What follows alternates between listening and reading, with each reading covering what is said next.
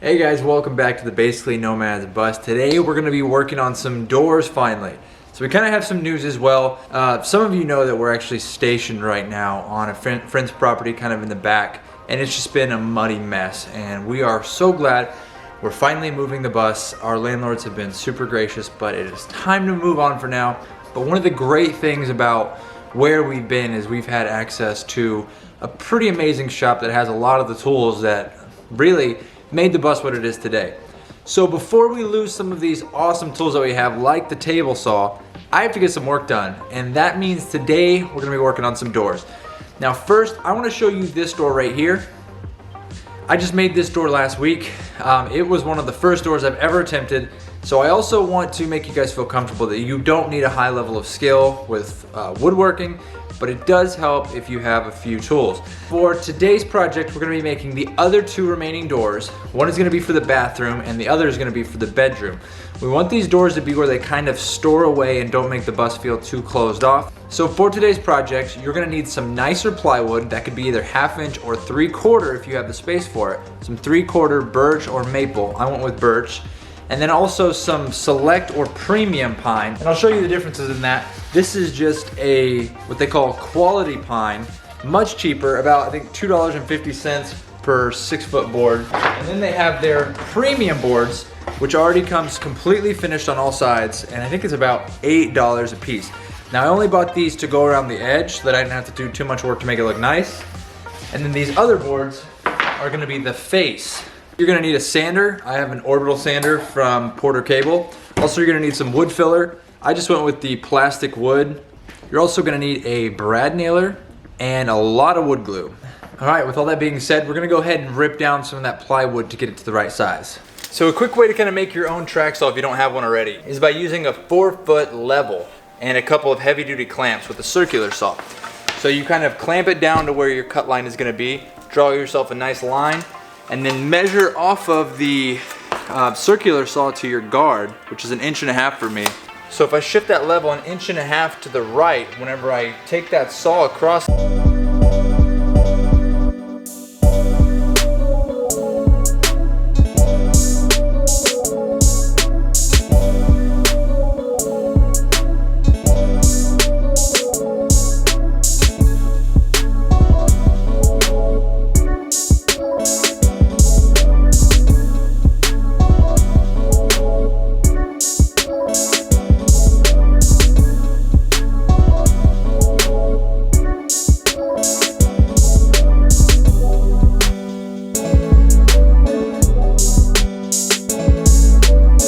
got that 1/2 inch birch wood in the back, and then we just surrounded it with that premium pine that we had cut down to 1.25 inches on the sides. The next step that we have to do is start to make all those different and random lines.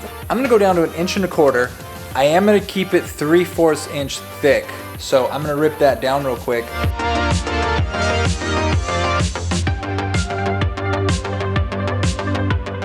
Okay, there we go. We got it ripped down to 1.25 inches. The next step that you're gonna have to do, you're really, again, this one's all up to you. Unless you want it to look exactly like somebody else's, which is totally fine as well. Then you can just kind of copy and paste whatever they've done, do the same lines. There's even complete guides that have all the measurements done up for you. Totally, do that. That's gonna save you a lot of time. Or you can just take your time and try to do your own design. I'm gonna change this up a little bit. I'm trying some different things. So I'm gonna go figure out what I want that final design to look like. As you can see, we skipped ahead a little bit here. The only time I used a tape measure was to secure that slat right in the middle. And since I have that slat, I can build everything else off of that using the 1/2 inch piece of wood as a gap. So here too, you can see I'm actually ripping down an extra 1x12 that I had that was also 3/4 inch thick, and I was able to use those to create more slats. The whole process is really kind of random. I started with a drawing and I tried to adhere to it, but realized it was just too hard and it was much easier to just kind of go random. I would often make the same exact cut on multiple boards in a row, which actually made the process a lot faster.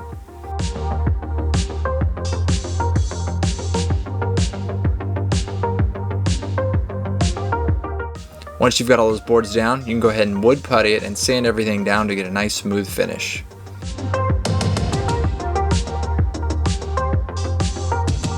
Guys, I freaking love this door. This came out so much better than I thought it was going to. I just wanted to go over one more time kind of what the recipe was for where we've gotten to so far. So table saw definitely helps. It does not have to be necessary though. And even if you go to, I think, Home Depot or maybe Lowe's, they'll cut stuff for you. So if you buy plywood there, they'll cut it to size. Then the other thing that you're gonna need, the table saw was for ripping these down, all these slats. But it might be possible, again, that you can buy all your slats already sized and already finished, so you could skip that as well. And then so what you'll do to repeat that line is you just take that one that you cut and then just mark it on the next one and just cut it and keep doing that. So then you'll lay 6 of them in a row just like this after you kind of batch cut them all at once.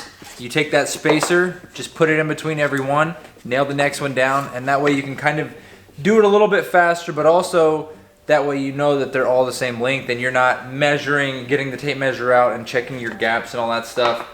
Guys, if you liked this video, if you found it helpful at all, give me a like, share this video as well, and don't forget to subscribe so I can keep making videos just like this one. We're probably gonna have an updated tour once these beautiful doors are done. I'm really proud of this door, if you can't tell.